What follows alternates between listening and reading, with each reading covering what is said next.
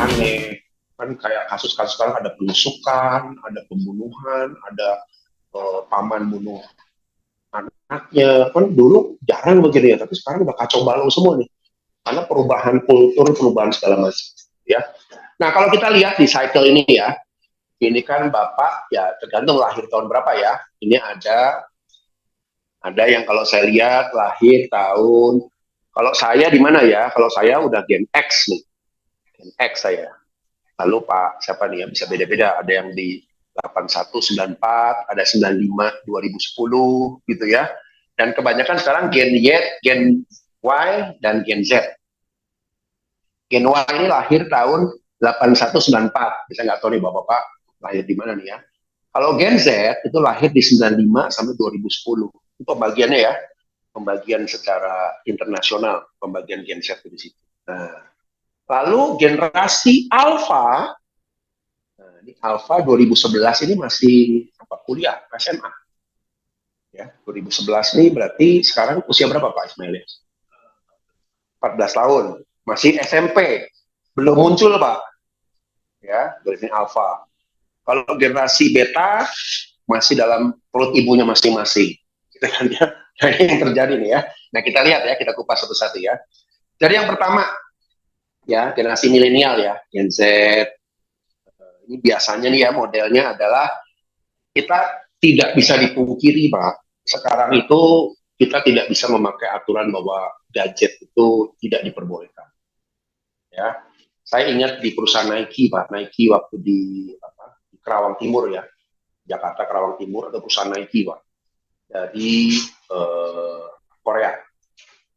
Waktu itu ketika karena perusahaan produktivitas menurun, lalu dianalisa oleh HR-nya, mereka bilang, oh, gara handphone nih, stop lah handphone. Jadi karyawan tidak boleh masuk ke ruang produksi membawa handphone. Ya, awalnya oke aja ikutin aturan, tapi lama-lama muncullah mental health, gangguan-gangguan mental akibat nggak bisa ada handphone. Ada yang bilang jadi nggak ada hiburan, ada yang stres, ada yang ini. Jadi HR-nya juga bingung, kenapa kok begini ya? Oh, ternyata kita harus pahami, Pak. Gadget itu sudah seperti bukan alat yang terpisah dengan badan orang ya, kayak sudah nempel gitu loh di kepala kita gadget. Gitu. Jadi artinya apa? Kita hidup dengan dunia yang sangat online. FOMO, fear of missing out. Orang-orang takut kehilangan berita. Sehingga, wah, dikit-dikit lihat handphone. Dikit-dikit lihat handphone. Nah, itu sudah FOMO itu disebutnya ya. Jadi mau nggak mau kita sudah masuk dunia seperti itu. Ya, itu satu. Terus kedua, sering merasa tidak sabar dan menginginkan sesuatu hal yang instan. Gitu ya. Saya ingat tuh, waktu di perusahaan PT Antam, lalu kan saya nanya iseng, Pak, kalau di sini untuk sampai level supervisor berapa tahun, Pak? Wah, bisa 7 tahun, Pak Andre. Hah? Dari staff ke level supervisor 7 tahun? Iya, ada yang bertahan. Nah, itulah yang terjadi, Pak. Generasi sekarang bilang, wah lama banget karir di sini, harus 7 tahun jadi supervisor. Enggak ah, akhirnya banyak generasi yang Z yang keluar dari perusahaan itu. Mereka bingung lagi, wah berarti saya nggak bisa lagi pakai model struktural. Saya harus pakai karir yang berbentuk matriks. Baru sekarang-sekarang tuh bisa awet jaga orang, karena apa? Ada yang baru 3 tahun sudah masuk level supervisor, 4 tahun, 5 tahun jadi seven. Asalnya 7 tahun Pak, manajer baru 10 tahun, 11 tahun baru bisa jadi manajer. Saya bilang kelamaan Pak, jadi sekarang nggak sabar. Kapan naik peringkatnya nih kok kayak begini? Dan mereka juga jadi tidak sabar di hal-hal tertentu, termasuk pekerjaan. Ya kan? Pak, ini aturan kok berbelit-belit sih Pak, bisa nggak dipotong jalur begini? Lah, nanti dulu. Mungkin kita sebagai generasi yang dulu buat SOP kan tersinggung ya, SOP capek-capek dibuat, dipikirkan, kok main jalur potong sama anak-anak baru. Tapi kenyataannya gimana? Itu yang nyata sekarang. Makanya banyak perusahaan, termasuk saya juga banyak kebanjiran untuk buat SOP. Yang model baru gimana sih Pak, supaya mereka tuh bisa lebih nyaman bekerja. Ya kan? Karena SOP yang gaya lama udah panjangan susah Pak, berbelit-belit dah, pengennya instan aja. Ini generasi instan. Lalu yang ketiga, kurang peka dengan keadaan sekitar dan sosial. Autis. Ya kan? Dulu Saya ingat ya kalau di lift misalnya papasan dengan direktur, oh selamat pagi Pak, ya, dia berusaha basa-basi dan ngobrol gitu kan ya, namanya juga kita setap ketemu direktur kan gitu. Sekarang cuman ya Pak, cia di lift santai aja, ini direktur lagi pusing ngeliatin atau dia sibuk sendiri. Bisa ya begitu. Nah itu adalah ruang penglihatannya menyempit, silos. Dia hanya mikir apa yang dia lihat di depan dia dan dirinya. Nah ini repot kan ya. Ada loh itu. Makanya anak sekarang kadang-kadang kalau diajak ngomong suka connect. Ini nanti gini gini gini gini gini ya. Oh iya, dikerjain. Ini Pak. Loh kok begini? Oh, saya pikir begini. Loh kok saya pikir kalau nggak ngerti nanya. Tapi sudah berulang-ulang kita ajak ngomong begitu ya pasti setiap masalah ya. Saya pikir Pak, saya kira. Nah, gimana sih nih? Gitu ya, udah nggak peka lagi Pak. Kalau zaman kita mungkin masih servis ya. Kalau kita nggak paham sebentar. Pak, mohon maaf tadi instruksinya begini-begini bukan Pak ya? Oke, baik. Ini nanti jam berapa saya kumpulkan? Oke, jam sekian. Kalau mereka nggak terima instruksi, kerjakan, ngasihnya ya suka-sukanya, sekeingatnya. Autis, menyempit. Ya. Lalu yang keempat, tidak terbiasa bekerja sebagai sebuah tim dan cenderung kerja secara mandiri. Nah, inilah kenapa grup-grup teamwork itu seringkali gagal menghadapi anak-anak sekarang. Coba lihat gathering ya. Kalau zaman kita gathering ya, dulu kita zaman-zaman generasi Z kan masih, ayo ikut main, wah rame. Kalau mereka nggak duduk di samping, sibuk main handphone. Kapan tuh ya saya outbound tuh sampai si ini outboundnya bingung, ih gimana sih ini ya? Nanti nunggu game berikutnya, yang lain kan semangat ngeliatin dia mah nggak sibuk. Aduh, sampai saya pikir bagaimana nih mau teamwork kalau gini caranya. Ya banyak game-game tim building yang di generasi berikutnya nih kacau balau Pak. Ya nggak ada manfaatnya, mereka nggak bisa belajar sesuatu dari game. Ya. Nah, jika kita tidak mampu menggunakan handphone, ternyata kita yang harus melakukan upgrade diri, Pak. Mau nggak mau nih, kita upgrade. Gimana caranya ya? Supaya kita bisa masuk ke karakter mereka, tugas tercapai, kualitas kerja oke, sisanya ya sudahlah, masa bodoh dah, urusan dia. Nah, kadang-kadang sampai titik di situ ya, untuk membangun engagement generasi baru itu nggak bisa, oh mereka akan loyalitas, benar-benar serius, udah enggak. Ambil batasan. Oke, selama orang ini punya kontribusi, target saya tercapai karena orang ini, kepintarannya bisa diaplikasikan, masih ada inisiatif, orangnya jujur, orangnya bisa diandalkan, dalam batasan tertentu pakai. Titik. Lebihnya, forget it. Capek Pak mikirin ini. Gitu ya. Terus soal poinnya, tanpa ruang kerja. Ya, sekarang ini kalau ditanya tuh ya, kalau saya ngerekrut orang, Pak, di sini nanti kerjanya di kantor atau di rumah ya? Oh, memang Pak, saya pikir kerjanya di rumah. Nah, saya bilang, Anda kan ngerjain tugas operasional. Kalau di rumah bagaimana? Oh gitu ya? Lah, gimana sih? Saya jadi bingung. Padahal kan di lamaran udah nulis jelas-jelas, pekerjaan dikerjakan di kantor. Tetap nanya, iseng-iseng nanya, di rumah atau enggak ya? Ya repot. Jadi pandemi kemarin itu sudah mengacaukan mindset banyak orang. Ya. Terus yang kedua, multi workplace. Ini juga sama nih ya. Lalu argumen need something new, mencari sesuatu yang baru. Ini juga sama nih. FOMO tadi ya. Wah, apalagi. Tapi memang kalau saya misalnya punya satu, ini saya perlu nyari bahan tentang ini nih. Saya nanya anak-anak yang baru sekarang cepat. Wah, hebat tuh. Ya, kemampuan mereka untuk mencari data, yo, jago-jago tuh. Apalagi sekarang AI dan lain sebagainya. Lalu kolaboratif, ya, strong poinnya ya. Jadi kita nggak bisa lagi sebagai pimpinan itu berjarak. Saya jauh di atas, saya jauh di mana Menara Gading, mereka jauh di bawah, nggak bisa efektif. Ajak bareng-bareng. Saya pernah ketemu satu VP ya, satu titik company yang kadang-kadang secara rutin ngajak hangout tim di bawahnya. Ganti-gantian. Yuk, kamu yuk ikut yuk ke ini. Yuk, kamu ikut yuk ini. Ngobrol aja sambil hangout, ngobrol santai. Tapi di situ dia memasukkan apa materi-materi kerja, targetnya gimana. Pak, gini. Dan itu lebih efektif ternyata. Tapi kalau kita berjarak, kita punya ruangan berjarak, mereka jauh di sana, udah. Lalu Wikigen semua dianggap sebagai peluang open source dengan berbagai sumber daya. Ya, jadi cari gratisan paling jago Pak. Ya, saya pernah punya anak gua juga.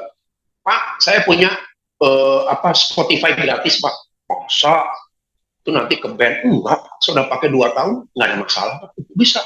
Benar gratis Pak. Padahal saya bayar Pak, dia gratis. Jago-jago tuh nyari yang gratisan. Mana sekarang itu? Ya. Terus yang terakhir kreatif. Ya. Nah itu kira-kira ya beberapa sisi yang kita harus mulai pikirkan lah ya, mana nih dan kondisi-kondisi seperti ini kita tetap efektif, kerjaan tercapai, ya tadi untuk membawa mereka engage 100% ke tim Bapak. Jangan mimpi lah zaman sekarang. Batasannya jelas. Nah, batasan hanya tahu Bapak sendiri. Kalau saya kan tentunya punya batasan sendiri ya. Oh, selama dia begini, oke, saya akan pakai orang ini. Kita kerjasama. Tapi kalau sudah ininya kurang, oh sudah saya nggak bisa pakai. Jadi batasannya di kita masing-masing, Pak. Ya, oke. Next berikutnya, Pak Ismail. Ya, ini sih saya nggak bahas banyak ya. Mengelola milenial adalah mengelola engagement, ya kan? Engagement bukan engagement yang seperti zaman kita dulu ya, orang loyalitas bertahun-tahun, enggak. Orang engage itu bukan engagement dalam arti loyalitas. Jadi agak beda Pak sekarang ya. Apa harus tahu ya? PS apa di sini? Ayo, ada nih. Kalau loyalitas kan diukur dari durasi ya, durasi waktu. Semakin banyak orang itu stay dengan kita, wah ini loyalitas tinggi. Walaupun sekarang mulai bergeser Pak dari sini ke sini. Apa coba? Ayo. 150.000 nih, bisa jawab nih. Kreativitas belum. Tapi saya kasih 50.000. Tadi tuh. Apa tadi? Kontribusi. Di latar tadi ada suara. Yes, 150.000. Contribution. Udah mulai bergeser, Pak. Jadi bukan loyalitas lah yang menentukan, tapi kontribusinya ada atau enggak. Dan batasannya harus clear dulu. Apa nih batasannya? Oh, saya di bagian keuangan, Pak. Saya butuh orang yang jujur. Oke, ya jujur lah batasan saya. Selama jujur, oke. Saya bagian misalnya bagian administrasi. Saya butuh orang yang pokoknya patuh, lalu bisa ngerjain sesuatu tuh tekun. Oke, tekun. Oke.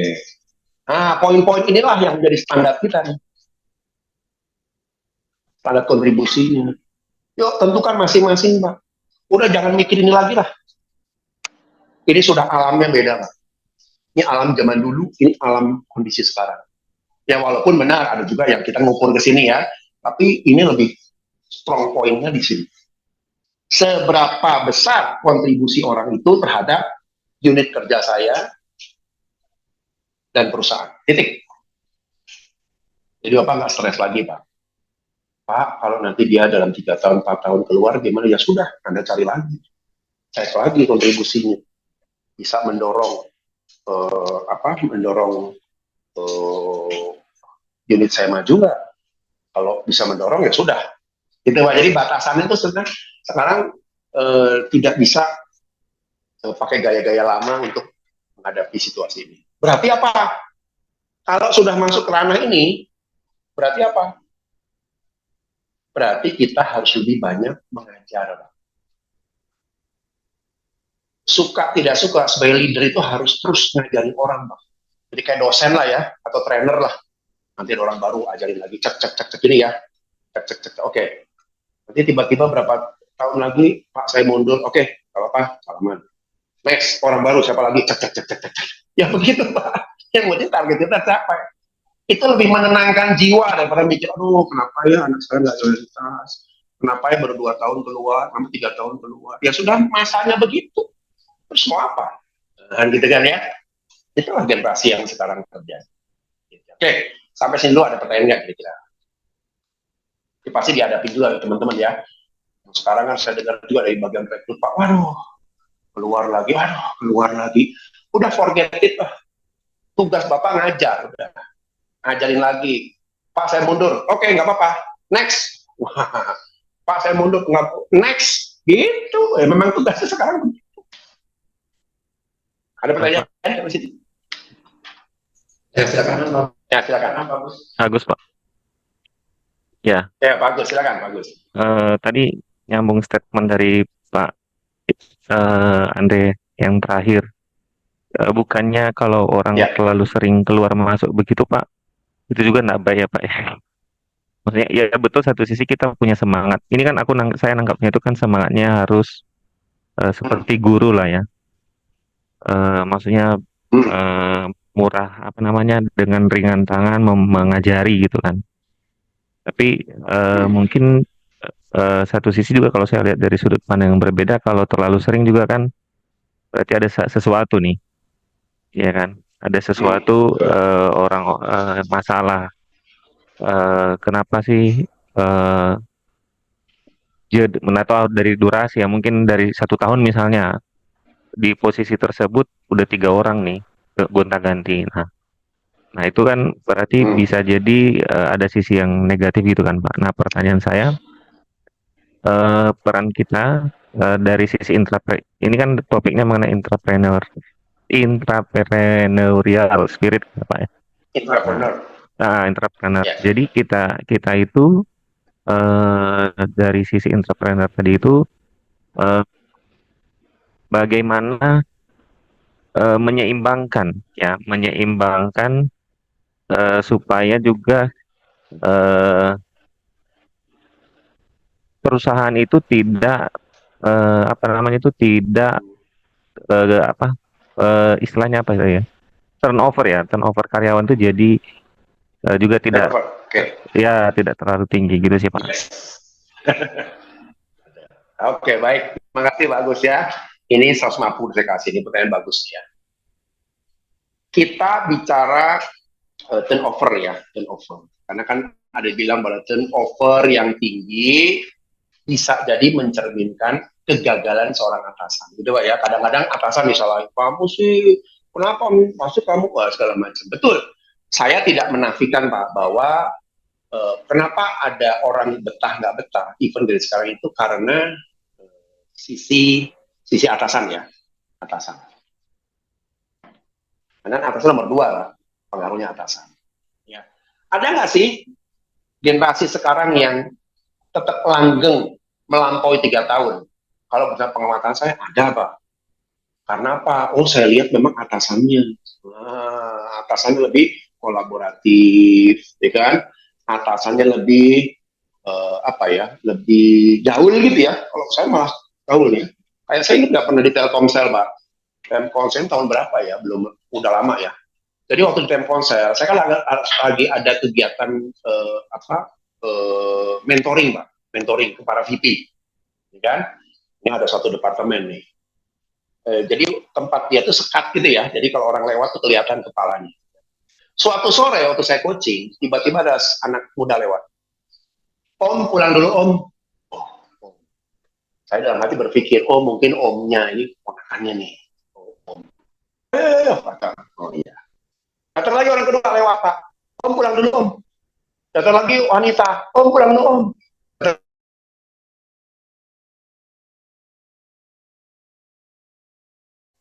Lalu setelah selesai sesi mentoring, saya tanya, Pak mau nanya dong Pak, kok itu keponakannya Om semua? Nah itulah Pak Andres.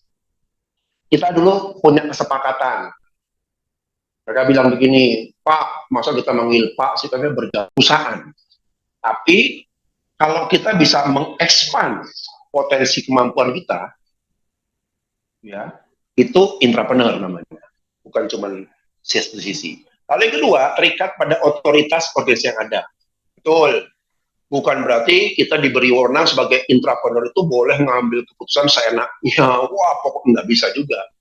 Ada rule-nya. Biasanya kalau nanti perusahaan menerapkan, saya ingin punya intrapreneur bisa nggak Pak Andre? Bisa. Nanti ada aturan mainnya, ada rule-nya. Rule-nya seperti apa sih yang harus diikuti, gitu ya. Lalu keputusan harus dikomunikasikan lintas tim, ya. Jadi nggak ada namanya keputusan mandiri, sendiri itu nggak ada. Bukan nggak ada, tapi ada, tapi porsinya juga harus dipikirin. Kalau saya lakukan ini, apa impact ke depannya ya terhadap produk saya di lapangan? Apa impact nanti misalnya prinsipal saya ada masalah nggak ya kalau saya buat kebijakan ini? Jadi mikirnya dari ujung ke ujung, bisnis proses perusahaan. Bukan bisnis prosesnya departemen saya, enggak, dari ujung depan sampai ujung belakang. Dan itu menciptakan orang seperti ini ya tentunya harus dibangun dulu ya. Kesadaran bahwa Anda nih harus ngerti loh. Ya kayak contoh kalau di kami sendiri gitu ya. Walaupun dia bagian psikotes, misalnya kan kita ada departemen psikotes ya, yang tugasnya nanti ada perusahaan, minta dites karyawan, lalu kita tes, kita serahkan laporannya. Mereka harus ngerti dulu, apa sih dalam benak seorang perusahaan, bukan seorang ya, apa benak dari perusahaan ketika mereka ngirim orang. Oh iya, mereka berharap laporannya bisa cepat, karena mereka memutusin cepat. Untuk mereka cepat bisa nego, kalau ternyata bagus dari kita, oh berarti kecepatan. Konsumen minta kecepatan. Lalu ujung depannya apa? Oh, saya harus bisa memberikan laporan yang akurat. Berarti ujung dari nanti belakangnya adalah akurasi laporan, kualitas laporan. Bahasanya nggak muter-muter, karena ada aja bahasa psikolog tuh berputar-putar, bacanya bingung, maksudnya orangnya bagus atau enggak ya. Harus to the point, kualitasnya bagus, dan orang ini bisa direkomendasikan lolos atau tidak. Nah, berarti ketemu kan dua itu. Jadi ketika mereka mengerjakan tugas mereka, selalu mikirnya, entah konsumen minta apa ya. Konsumen A harapannya apa ya? Oh, konsumen A harapannya orang yang strategis, laporannya cepat karena mereka mengambil keputusan.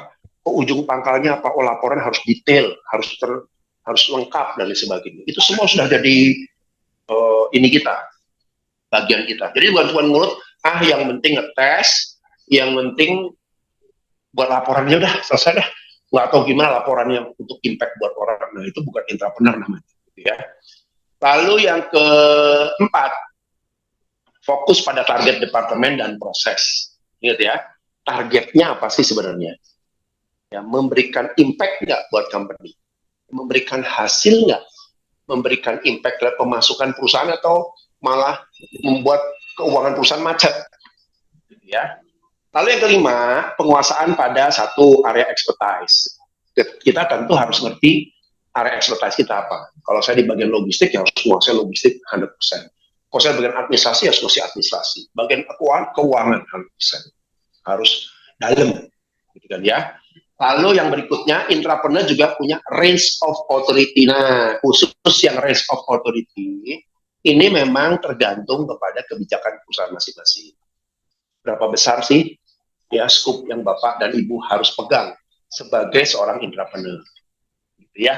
Kalau contoh di beberapa perusahaan yang saya tahu gitu ya, ada tuh orang-orang tertentu yang saya kenal ya, karena saya program konsultan dan saya lihat gitu ya, otoritasnya tinggi. Pokoknya untuk urusan ini kamu handle ya.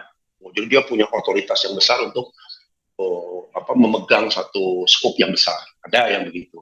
Tapi ada juga perusahaan yang, Pak, saya pengen buat satu konsep intrapreneur ya, tapi karena saya belum percaya, ya saya batasannya gini dulu. Oke, nggak masalah. Karena ingat ya teman-teman, kepercayaan itu proses. Nggak ada orang tiba-tiba dipercaya, itu nggak ada. Semua itu by proses. Diuji, diukur, dilihat, dievaluasi. Orang ini bisa dipercaya nggak ya? Orang ini bisa diandalkan nggak ya? Orang ini bisa diberi tugas yang lebih besar nggak ya? Itu semua harus kita raih. Jadi trust, yang namanya trust ya, itu harus diupayakan. Jadi nggak bisa Bapak datang ke atasan, Pak, Pak, pokoknya Bapak percaya deh sama saya. Nanti dulu. Ya, atasan manggut-manggut tapi berpikir sebentar. Anda ini kok mau bisa dipercaya, dasarnya apa? Bisa nggak dipercaya di berbagai macam hal, soal disiplin, soal uang, soal tanggung jawab, soal pengelolaan bawahan, semua diuji. Barulah trust itu bisa kita dapatkan. Ya, bisa cepat, bisa tergantung pada upaya kita. Nah, disinilah kuncinya ya. Karena kalau bicara trust ini susah gampang, Pak. Karena banyak orang pada akhirnya eh, sulit diberi kepercayaan, tapi ada orang yang bisa diberi kepercayaan. Karena trust ini kan kompleks, Pak ya. Jadi ini ya dimensi-dimensinya ya. Ya. Yang pertama, trust itu biasanya muncul dari ada kesamaan visi. Visinya sama. Visionnya sama. Ya. Biasanya kalau saya, contoh lah saya ya. Saya misalnya meng-hire seseorang. Ya kan? Nanti selama bulan-bulan pertama saya cek dulu, ini orang ini serupa nggak dengan apa yang saya pikirkan? Selaras nggak ya? Oh, kok banyak nyimpang ya? Saya pengen kerja cepat, dia pengen kerja santai.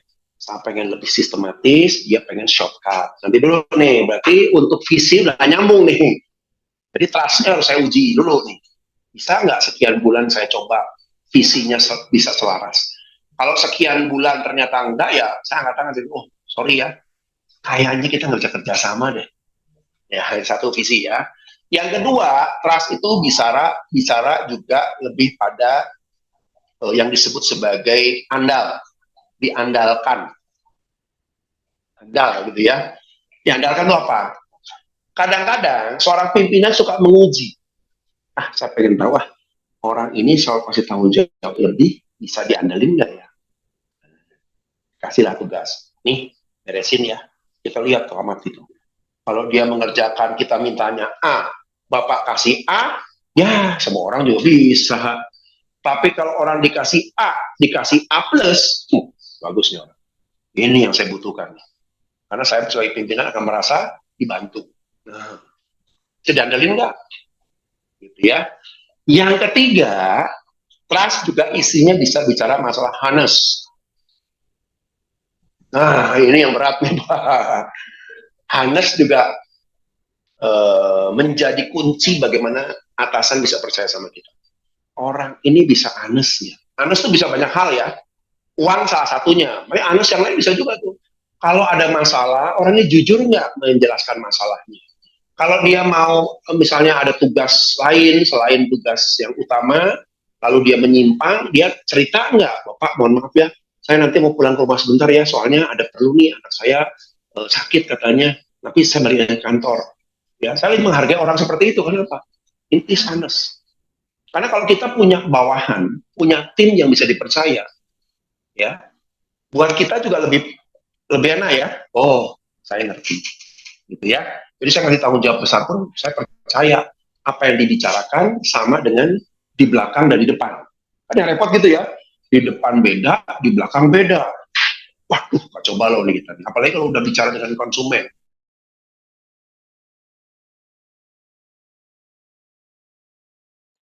Dengan toko. Maaf, Pak. Ya, diuji Bapak tuh ya. Anak buah saya ngomong, ya. Nggak, tadi suara sempat keputus, Pak. Hilang. Oh, oke. Okay. Udah, ya, udah ya. ada lagi, Pak. Ada lagi ya. Oke, tentang Anas ya. Contoh, saya pernah menguji, ya. Misalnya contoh nih, ada masalah nih. Lalu saya tanya, kenapa kliennya komplain? Iya Pak, kliennya soalnya begini.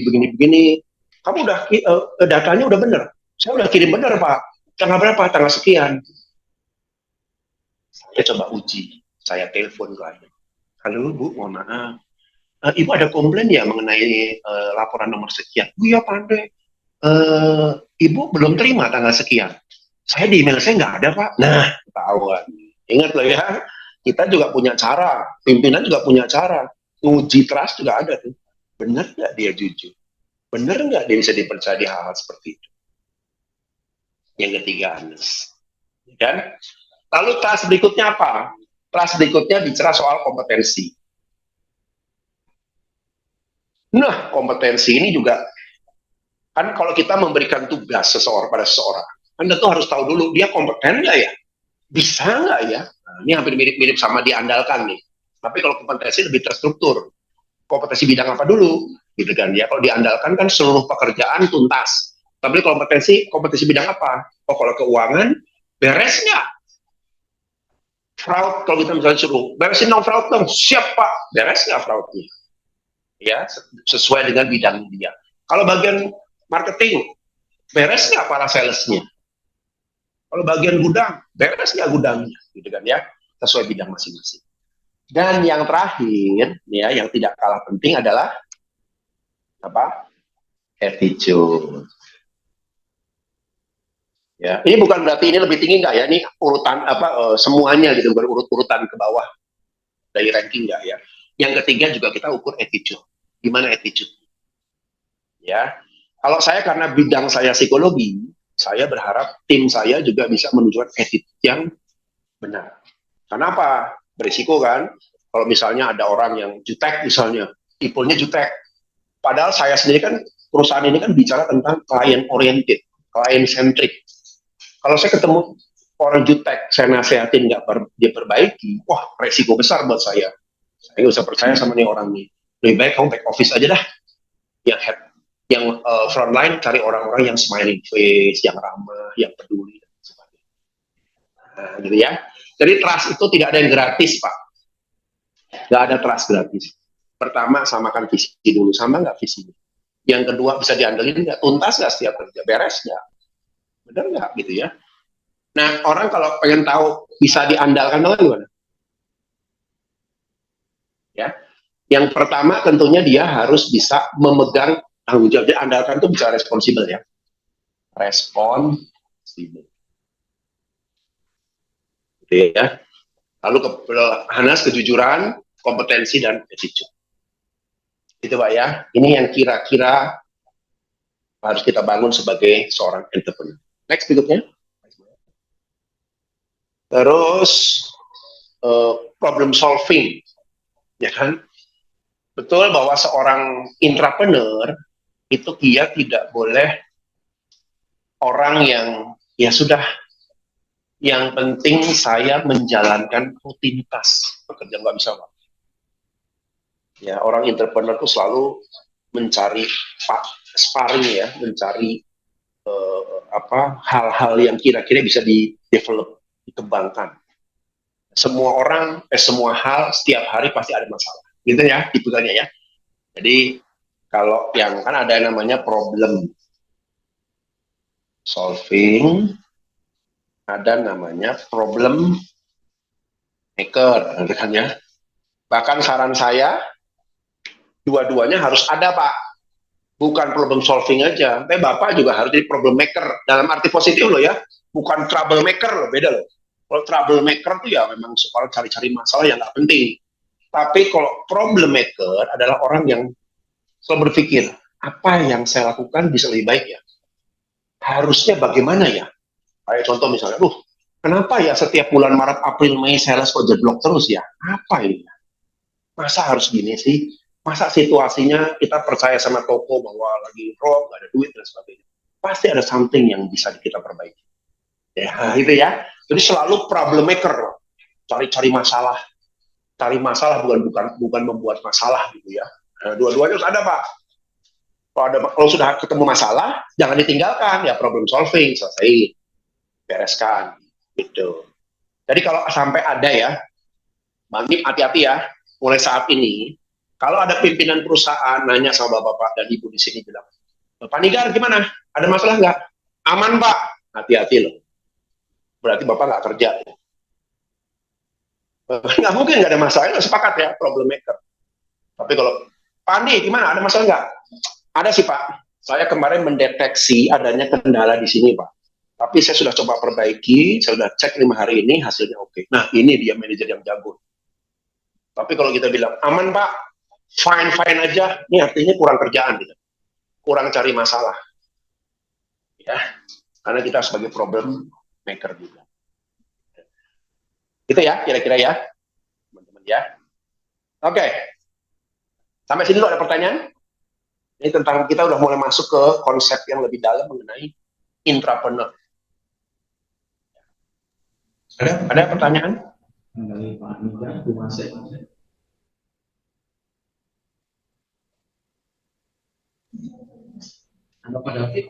Atau nggak setuju nama Pak, masa sih kita harus jadi problem maker? Saya bilang yes. Bapak coba lihat Pak, kalau namanya pengusaha, kalau nggak cari masalah itu bukan pengusaha Pak, udah kerja aja deh. Tapi kalau mau jadi pengusaha, saya bilang Bapak cari problem, jadi orang yang suka cari masalah. Dalam arti positif loh ya, cari peluang, cari kesempatan, cari kondisi yang ada, cari perbaikan, itu. Gitu. Nah, Bapak sebagai intra, di internal perusahaan pun sama, problemnya harus jadi problem maker. Cari Pak masalah, pasti ketemu. Coba, jangankan jauh-jauh ya. Ini saya mau tahu nih, Pak David, kantor di mana Pak ya? Sorry, Pak David, Bapak kantor di mana? Kantor Bapak di mana saat ini? Di depo atau di kantor head office Pak? Di pusat, Pak. Oh, di pusat. Oke.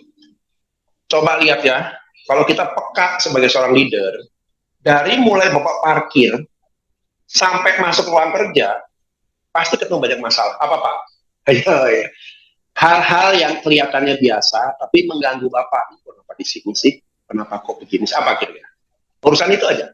Dari tempat parkir sampai masuk ruang kerja, ada hal-hal yang mengganggu pikiran Bapak selama ini. Lantai masih kotor. Nah, ini benar nih. Loh nggak?